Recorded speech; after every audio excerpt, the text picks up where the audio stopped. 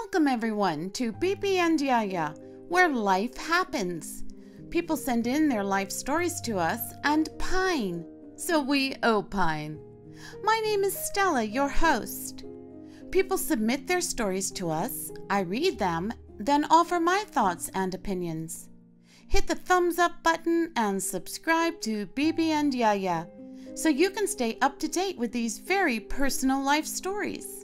The people who write into us share their stories, detailing their life experiences, feelings, emotions, and reactions along the way. They also hope to receive comments and opinions in order to make sense of their situations. This is where you come in. You could make a difference in someone's life by leaving a comment, solution, or opinion about their stories.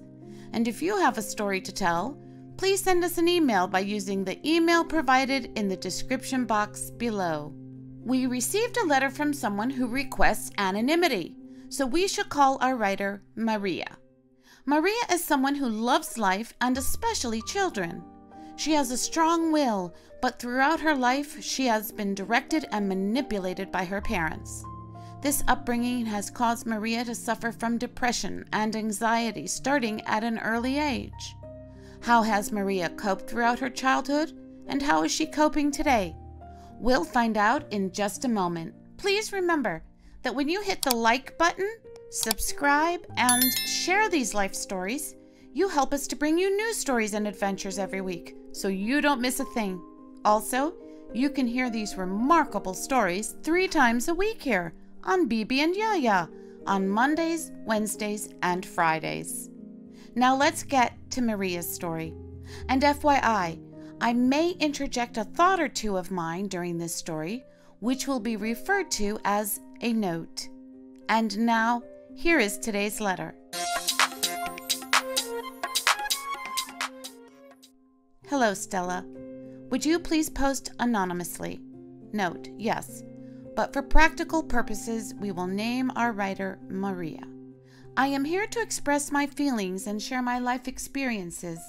I am a young lady, but from adolescence to the present time, I went through many difficulties. Of course, there were also moments of short-lived joy, but very often with people outside of my family. This created an emotional shock and psychological problems. I am an anxious person and very often depressed. I can't deal with my emotions. I think all day how to help my friends whose problems affect them greatly. I also cry a lot, more than normal. And I take it as a burden sometimes. It eats up my energy too much, and I'm very tired. I also stress a lot, especially when I find myself in a precarious and insecure situation. Note, it's terribly sad to realize how Maria suffers. I have always sacrificed myself for my parents. I even sacrificed my happiness for them. Marriage requests were rejected because the men did not suit them. I did not even try to discuss the marriage issue with my parents, and there were a lot of other matters which I choose not to share here. Note, when parents act like dictators, the family unit can be damaged. I realized too late, alas, that in a few short years I will reach my 30s. I missed a lot of things in my life which made me understand today that I have wasted my youth. And I was never really happy deep down because I never allowed myself to live a single moment for fear of hurting my parents or going against the values they instilled in me. I resolved to say that they are my parents, and I have suffered because I didn't do things in my life because of them. The problem now is that I love children.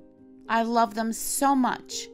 However, I am afraid to repeat what my parents did to me and inflicting those actions onto my own children. But I am not sure if I blame my parents. Note, I think you should. I fear seeing my children suffer, including me wanting to overprotect and suffocate them as I was. I'm afraid of failing in my obligations as a mother, afraid of destroying them morally and emotionally with words as I experienced it, and perhaps not realizing I am doing it. I am aware that I need psychological help most of all, and for me, it's not shameful to realize and admit this. Besides, it is one of the most important things that I must be prepared to do. I think it is important that I take care of myself, for my health, to get better and to regain my self-confidence. And finally, to join a group that helps children to cope in life and access education. These are my greatest desires because many children need us. What remains, God will take care of it in the future while I continue to pray. Note, with prayer, all things are possible. I would like to have testimonials from people in the audience who have felt or gone through a situation like mine, who understand and know what to do, and how he or she succeeded. I take all advice. Thanks for listening to my story.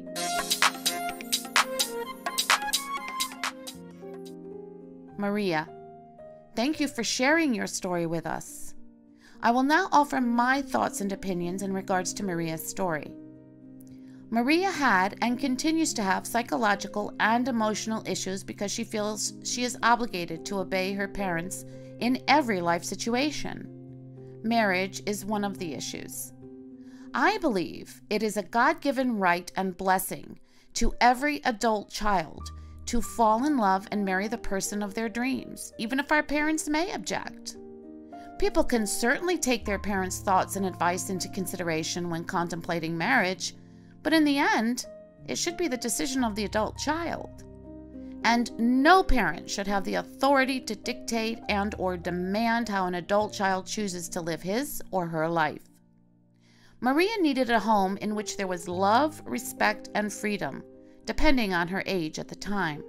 Yes, we can consider our parents' words, but not to the point where they dictate our every move. Maria needs to reassess her relationship with her parents so she can live a happy life without restrictions or demands from her parents. Maria's parents are so formidable that she is now afraid of having children for fear that she may raise her children as the way she was raised. Maria deserves happiness, and for a young lady to have a barrage of emotional and psychological issues is heartbreaking. We hope Maria seeks advice from a mental health professional in order to work through her situation. All the best to Maria. Hit the thumbs up button if you enjoyed Maria's story today. So perhaps you may have a comment, opinion, or a question about Maria's story. If so, we would like to hear from you. And you can read other people's comments and opinions below relating to this letter.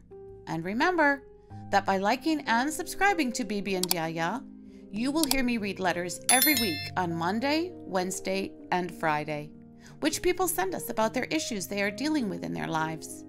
These are real-life personal stories and people's everyday experiences.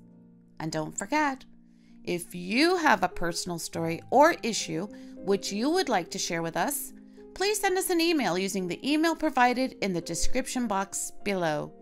We would be very happy to hear from you.